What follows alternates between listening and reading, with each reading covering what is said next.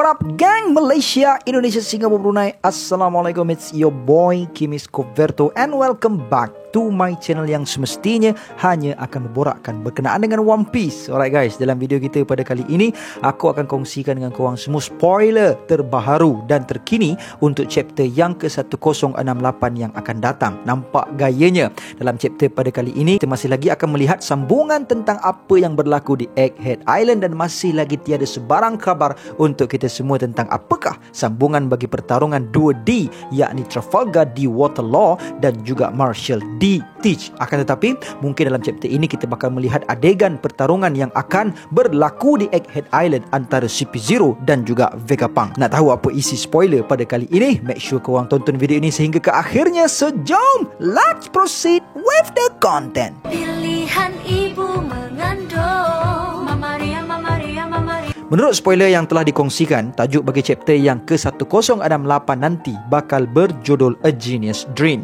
Dalam cover page nantinya, kita bakal melihat sambungan pertarungan antara Caesar dan juga Judge, yang mana sambil mereka bertarung itu, mereka juga terimbas kembali kenangan semasa mereka bersama-sama di dalam match. Nampak gayanya guys, Oda sudah mula untuk membangkitkan semula kisah tentang match ini kepada kita semua. Sebelum ni aku pernah berteori yang Oda mungkin akan menyajikan kepada kita semua gabungan semula match ini. Sebabnya bagi aku saintis-saintis ni juga merupakan antara watak penting dalam dunia One Piece. Kalau sebelum ni kita dah pernah tengok macam mana samurai, Minks dan Lanun bersatu untuk mengalahkan musuh mereka. Jadi aku berpendapat yang saintis-saintis match ini juga bakal bergabung untuk menggunakan kekuatan scientific mereka bagi menumbangkan musuh yang cuba untuk menjatuhkan mereka. So adakah teori aku yang mengatakan bahawa match bakal bergabung semula akan menjadi kenyataan?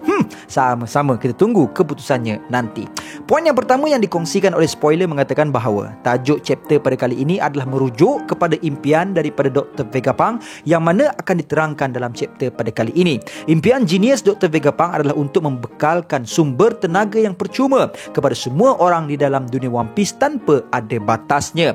Akan tetapi kajian yang telah dilakukan oleh Vegapunk untuk mencapai impiannya ini telah menyebabkan Dr. Vegapunk akhirnya menemui misteri sumber kuasa kuno ataupun ancient energy. Perkara tersebutlah yang menyebabkan the world government ingin menghapuskan Dr. Vegapunk dek kerana dia dikatakan telah mengetahui terlalu banyak tentang rahsia kerajaan kuno. Vegapunk Shaka kemudiannya telah memberikan arahan untuk melepaskan S-Snake, S-Sharks dan juga S-Hawks, berkemungkinan dengan bertujuan untuk dijadikan sebagai pertahanan bagi berhadapan dengan ejen elit terbaik world government, yakni CP0 yang kini telah pun memasuki Egghead Island. Vegapunk Shaka juga telah memberikan kebolehan kepada Sentomaru untuk mengawal kesemua alat ciptaannya itu. Poin yang seterusnya pula mengatakan bahawa Lucci telah pun menggunakan serangan Rokugan ke atas Vegapunk Atlas dan akhirnya menyebabkan Atlas mengalami kerosakan yang sangat teruk. Sekiranya betul lah apa yang dikongsikan oleh spoiler pada kali ini, maka dapat kita katakan yang Lucci kini dah mempunyai satu kekuatan yang boleh kita katakan kuat jugalah tu kan. Ialah sebabnya sebelum ni dalam chapter yang ke-1066 bila si Atlas ni tumbuk muka Luffy, terbang jugalah si Luffy tu kan. Maknanya Atlas ni bukanlah calang-calang dia punya serangan, dan aku percaya yang kalaulah Vegapunk mampu untuk menciptakan Seraphim dengan daya tahan yang sangat kuat, maka sudah pastinya ke-6 klon Vegapunk ini juga mempunyai daya tahan yang tinggi. Ialah sebabnya ke-6 klon ini diperlukan oleh Vegapunk untuk memudahkan segala kajian dia. So kalau ada satu yang rosak, susahlah kerja dia nanti juga. Jadi untuk mengelakkan daripada berlakunya kerosakan ke atas klon-klon ini, Vegapunk sepatutnya menciptakan mereka ini dengan daya tahan yang paling kuat dalam banyak-banyak ciptaan dia. Jadi apabila Lucci dikatakan mampu untuk merosakkan si Atlas ini dengan teruknya, maka kat situ berkemungkinan Lucci punya power up bukan kaleng-kaleng. Dan kalau kita perasan sebelum ini, kita boleh tengok tugas Vegapunk York, tukang makan, tukang tidur dan tukang Vera untuk Vegapunk yang lainnya. Kat situ menunjukkan yang ke-6 Vegapunk ini seolah-olah berkongsi rasa kan. Maksud aku rasa lapar, rasa mengantuk dan rasa nak memerut. Jadi adakah mereka juga berkongsi rasa sakit? Maksud aku bila Atlas disakitkan, adakah Vegapunk yang lain juga turut tercedera? Atau mungkin rasa ini hanya sekiranya Vegapunk York sahaja dicederakan, barulah Vegapunk yang lain juga turut merasa tempiasnya. Sebab kalau tidak, dia jadi macam inconsistent pula sifat dan perasaan kat situ kan. Dan aku rasa Oda kena careful kat bahagian ni. Dan poin yang terakhir ini merupakan poin yang paling menarik yang dikongsikan oleh Lika kepada kita semua, yang mana mana dikatakan bahawa pada penghujung chapter nanti kita bakal melihat kumpulan Lucci bakal bertemu dengan kumpulan Luffy, yakni Luffy, Jinbe, Chopper, Bonnie dan juga Vegapunk.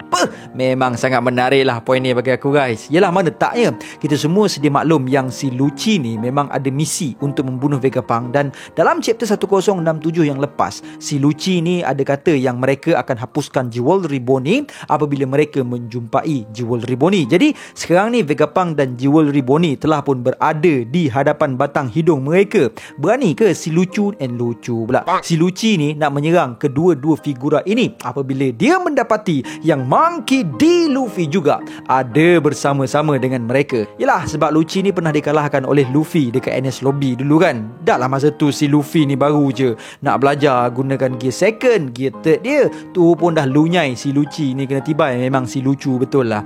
Ni sekarang Luffy dah mampu untuk awakening Devil Fruit dia dan mampu untuk menggunakan gear fifth yang terbukti dengan kemampuan ini dia telah pun menumbangkan salah seorang daripada Yonko. Agak-agaknya si Lucci ni berani ke tak nak berhadapan dengan our Baka Sencho Monkey D. Luffy. Yelah, aku tidak menafikan yang selepas 2 tahun time skip pasti Lucci ni sudah pun mempunyai banyak improvement, akan tetapi aku tak rasa Lucci ni berjaya untuk meningkatkan daya tahan badan dan juga meningkatkan serangan dia sampai tahap standing Kaido kan. Jadi mungkinkah perkara yang sama berlaku kepada Admiral Ryukugyu akan turut dilakukan oleh Lucci dan kumpulannya, iaitu berundur dari Egghead Island setelah mengetahui yang mereka kini tidak standing dengan Straw Hat Pirates seperti mana Ryukugyu berundur dari Wano setelah diserang dengan panahan haki milik Shanks. Bagaimana pula menurut kalian geng? Please drop your thought down below. Okay? Sedikit tambahan info yang terkini, telah berlaku perbualan antara Lucci dengan Pythagoras di mana Lucci bertanya di mana kapal World Government yang lain.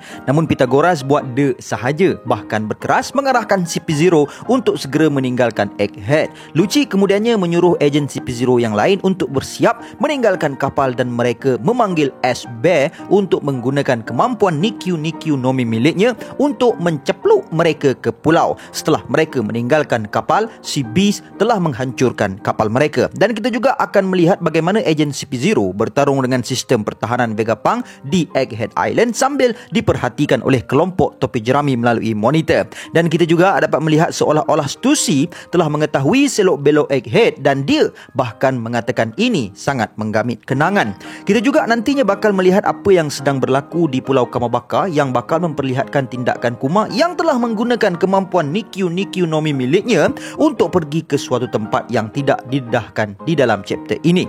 Dan satu pendedahan besar yang kita dapat dalam spoiler ini adalah akhirnya Luffy bersetuju untuk membawa Vegapunk bersamanya atas alasan yang sangat sederhana, iaitu kerana kepala Vegapunk yang telah membuatkan Luffy terhibur. Vegapunk pun sangat gembira dengan penerimaan Luffy dan bersegera untuk mengemas barang dan menunggu Luffy di tingkat atas makmal dan membawa Bonnie ke sana.